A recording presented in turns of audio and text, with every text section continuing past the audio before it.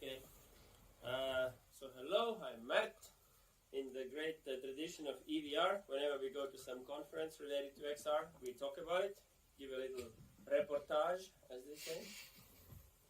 So I went to the one in Lisbon that was just happening, always Augmented World Expo. It happens, I think, 4 times now around the world. The biggest one is in Santa Clara, California, basically San Francisco. And then the EU one has been in Munich before mainly, and now it moved to Portugal after a few Corona post years. And so this is my story, so I can say that I really was planning to go there for 2 days and 3 nights or something. I meant to arrive 8 a.m., but because the flight is just randomly cancelled, the 5 a.m. flight, so I got there 8 p.m., so I basically missed the whole first day. But it's okay, as late as turned out. But yeah, I spent some time in Milano, just like, I don't know, watching the live stream. So, I don't know, I just became a father recently, so that was already a bargain that I got to go. So I made it by the evening. So again, it's very like kind of personalized view. There's Casper behind from Ready Player Me. It's basically like a networking dinner put on by these guys. Field of View Ventures, they are probably the only, and they actually use the word metaverse legitimately. I guess they've been both in VR investing for like over 5 years. But what they mean is, they build in the people who build the metaverse, which basically means any kind of tools. As a fund, you need to have some kind of a mandate who you invest in. So anybody who's based in Europe, not anybody, but they're looking at these companies who building some sort of tools or content or other products that kind of let the metaverse come in their respective fields faster. That sounded bad. They have a nice description on their website anyway, and they're obviously looking for businesses that can grow a lot. They have put on this dinner, and there was a lot of individual nice conversations there, which I'll cover later. So this Pico 4, which we don't have here today, unfortunately, it's pretty good. The pancake lenses, it's thinner. As you can see on the right there, there's a dude wearing it. It's trying to do all the things that Quest 2 is trying to do, and I guess Quest 3 will be trying to do. Hand tracking, mixed reality, and so on. I didn't have it on enough to give like some really profound comparison, but you can obviously check online. I think the overall conclusion is that the hardware is much nicer, but the software is not as nice as Quest, as you would expect. But it's really nice to see competition there, so then they will push each other forward and consumers win, including the price. So I wanted to really point out, I don't know where E disappeared, oh yeah, it's just on the second row. But basically, AWE.live is the website where you can see all the AWE talks. They have like a whole network globally, and they have lots of regional talks. Those you don't necessarily need to care about. But what's really cool is that a conference like that, and I think it's free, you just log in and can watch whatever, comes online like the next day or something, and you can watch the live stuff, and then you can watch all the keynotes, and you can sort them by day, and there's filtering there that's really detailed by topic and so on, so you can really see like all the world-class stuff really quickly. But is all commercial, yeah? Or is there kind of, academia too? Yeah, it's mainly commercial. Like there is a training / education / something as track, but it's pretty, it's not deep at all in that. But yeah, I mean, give or take, like usually the talks I watch are either some very specific thing I'm interested in, or usually the big, keynotes where people talk about future and so on. And a lot of big companies like Niantic, Unity, Snap, whatever, they actually make their big announcements often at these conferences. Meta is famously absent all the time. Then you have these employees lurking around like, wow, you've Meta. Same with Google and Apple and so on. They're like somewhere up there having meetings all day usually. You don't see them giving any keynotes. But the people are there, so especially in San Francisco. So it's a thing, and it's also, like this conference has been going on for 11, 12 years or something. It's interesting how they are kind of dodging. Like for them, the metaverse is like the M word, so they don't touch it. Yeah, and Web 3, they also like weirdly, not really weirdly, but I mean it's a totally different thing in a way. A lot of people lump it together with metaverse. So they're really about extending reality and the spatial internet in a way. It's good to keep focused, but it's sometimes weird when there are some big announcements going on and there is like nothing literally in the schedule about them. So it's not as big event as in the US. So yeah, I actually was barely at any talks. I just talked to people and hung out at the show floor, which has, it was, you know, you could say that it wasn't super busy, but it's good if you are there for your, you know, for your purpose and can get it fulfilled. Yeah, that's the Pico booth. So I'll just cover a few companies or things that kind of stood out for me. These guys I actually know. But they're trying to make borderless VR happening. So basically being an SDK that lets you use your whole room, and they call it auto-adaptive content. Yeah, what's that? AAC? Yeah, exactly. No, that's a bad abbreviation. But yeah, the idea is that, you know, you have assets that scale and place themselves in your room accordingly. Then you can have games or, I don't know, virtual shopping or whatever in future. Let's see how that goes. I'm also, yeah, disclaimer, I kind of know these guys, but I'm not promoting, I'm just saying that it's like an interesting use case. And they had a pretty prominent booth there. There was a delegation from Korea, 10 companies. They gave super nice tea boxes for everybody who was still drinking them. So, but they also had, didn't have much time to like talk, but they had some legit cool like XR startups and stuff presenting. Then there is Startup Wise Guys is like an XR batch that started in Malaga. They are mainly based, but they mainly work remotely. But there are 10 startups there, and some of these I also know. I mentored a bit, or kind of, so I know some of them. Just to point out a few, and I'm just trying to give you like the vibe of what kind of companies there are, because there is obviously a lot of like industrial kind of, maybe less exciting for kind of from a consumer perspective. But out of this list of 10, that's in the Malaga Startup Wise Guys list. There is like Skill Up is the one we like, because they do like a bit similar stuff like Photoglass does, which is what I'm part of. They're basically using Quest to teach like all sorts of mechanical skills and building out the whole library of training modules and so on. Then Patch XR, they actually won the best startup to watch or something like this. They have they're out on Quest. It's like a music making tool, but apparently it's very innovative, or not innovative, but sort of intuitive. Innovative, I'm sure as well. Because you can really do crazy stuff in the spatial interface. Like you can put things around you. You can kind of you have to just check it out. I guess it's like it's gotten a lot of attention, sense of pace. Also, company I'm a bit affiliated with, trying to make streaming large 3D models cool, so that your metaverse looked prettier.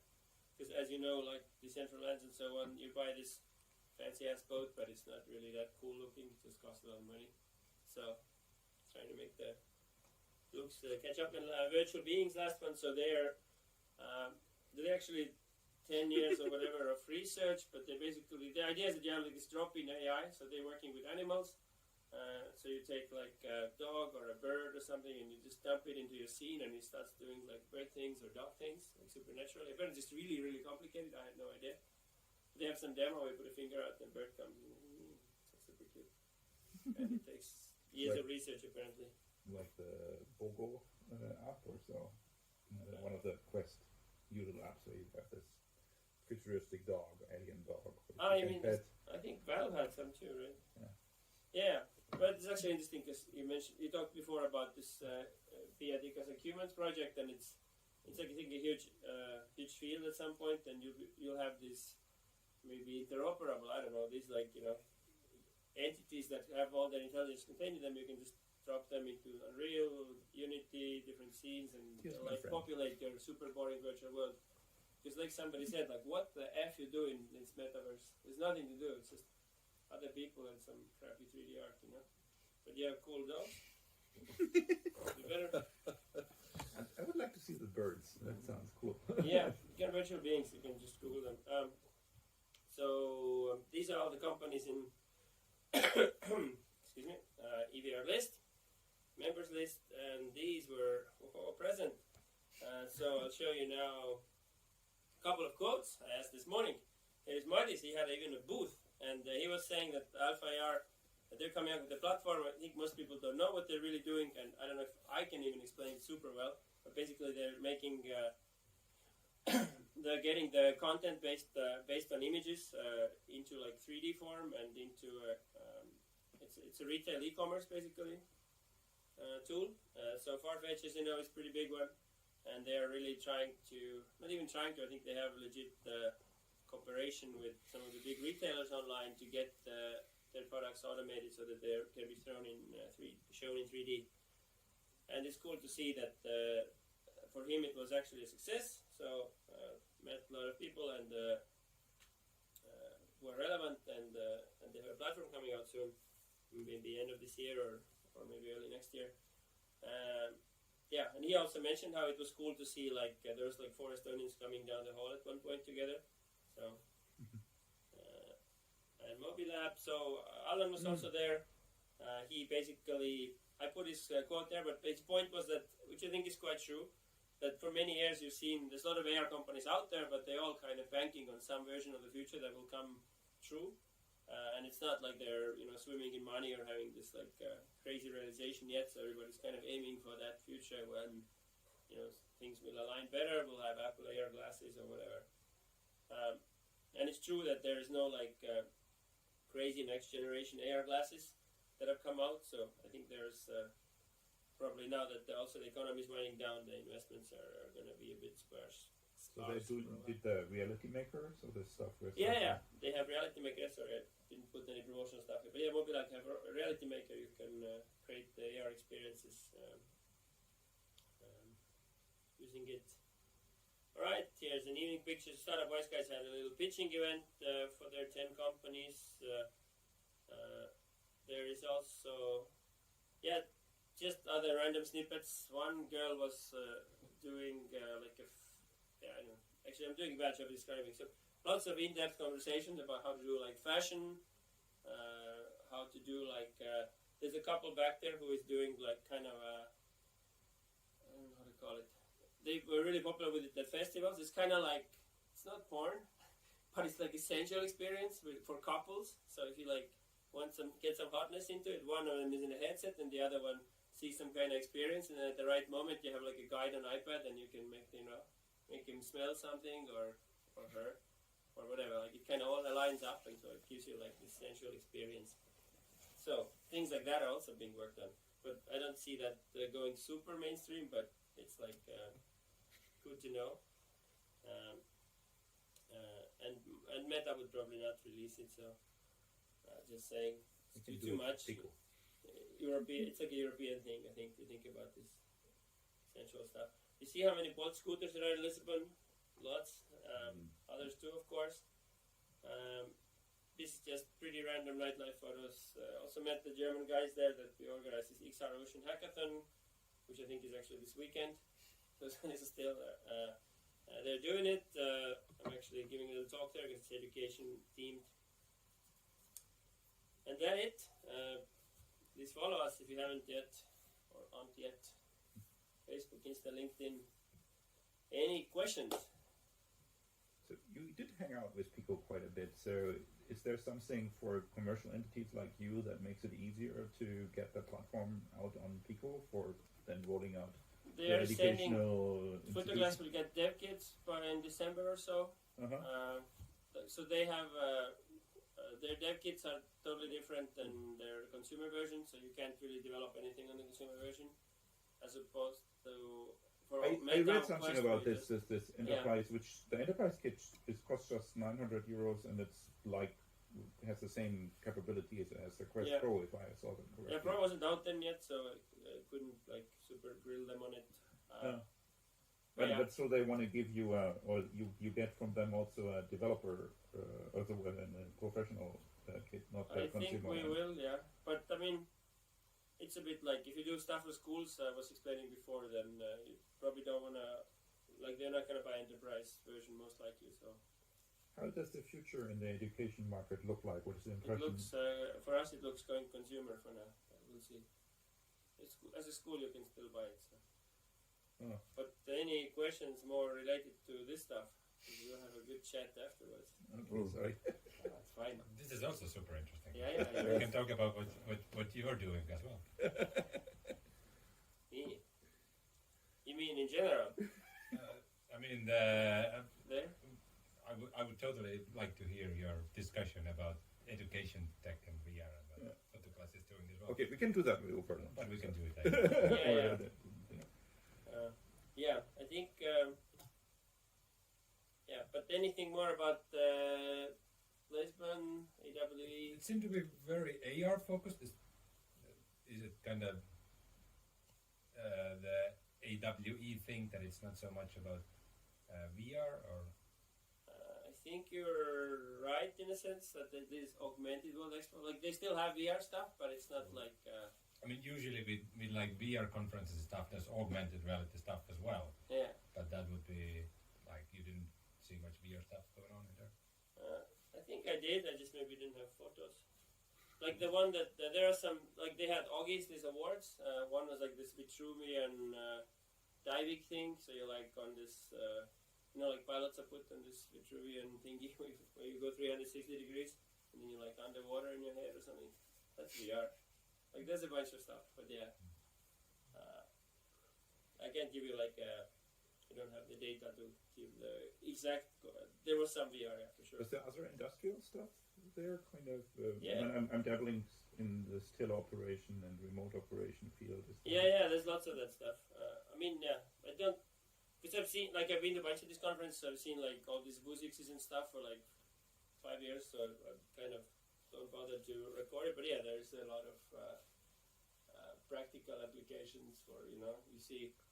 You have a little screen here, and you see, or you see some other way you're like preparing some thingy, and you have a dude in the call center, like some senior dude guiding you, making markers in your screen, and it's just your screen is just like a tiny thing in front of your eyes, so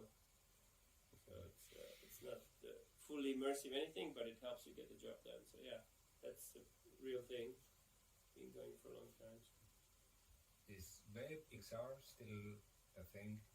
In the Yes, it is. It was supposed to change everything a few years ago, but I haven't heard Yeah, much Don't you feel the change? I guess you need. It's a bit like doing browser stuff on iPhone or something. Like Apple just doesn't want you to because it doesn't get any money from it, so it's never gonna be as good. There'll always be some annoying pop-up, and same with like you could do stuff in Oculus browser, right? In your Quest as well. But then it's not as easy and it's not as smooth and there's like you don't have to download an app, but actually it's like it's even more friction in the end than downloading an app, I think. If you basically develop for OpenXR, isn't that kind of a non-issue nowadays? So because if you do use OpenXR, you can potentially compile it to Web XR2. But so if you anyway develop in a game engine, it just depends on your stakeholders what you create in terms of compilation in the end. The question for me was more about that with AR applications there's a lot of friction that with AR, yeah, okay, sorry. I was also VR again. For every application you would need to download an app. And a lot of people don't want to do it. Also, as a content creator, you have to publish that app on iOS Store, on Android, and give support for it. Compared to Wave XR, used to be Wave AR, now it's Wave XR, where basically all you need to do is open up this thing in a browser, and it automatically goes into AR mode. So this it seems like something that removes a lot of friction for both consumers and the creators. Yeah, there's lots. Anyway, just opened Render or something. I don't have my own computer hooked up, but like Frame VR is pretty famous. Like, I think they do like 50 people now or something very quickly, or in some basic looking metaverse. Is Mozilla Hub still a thing? Yeah, Mozilla Hubs is a thing. Yeah. There's lots of stuff. Yeah, maybe we'll need another Corona to really fully. Don't. We can manage without. I think. Cool. So good. That's a wrap. Let's chat, and I'll I'll try to hook up this Quest Pro to the big screen so whoever is dangling around with it, others can see and make fun and give suggestions. Okay? I have another. No. Thank you. You think we can get another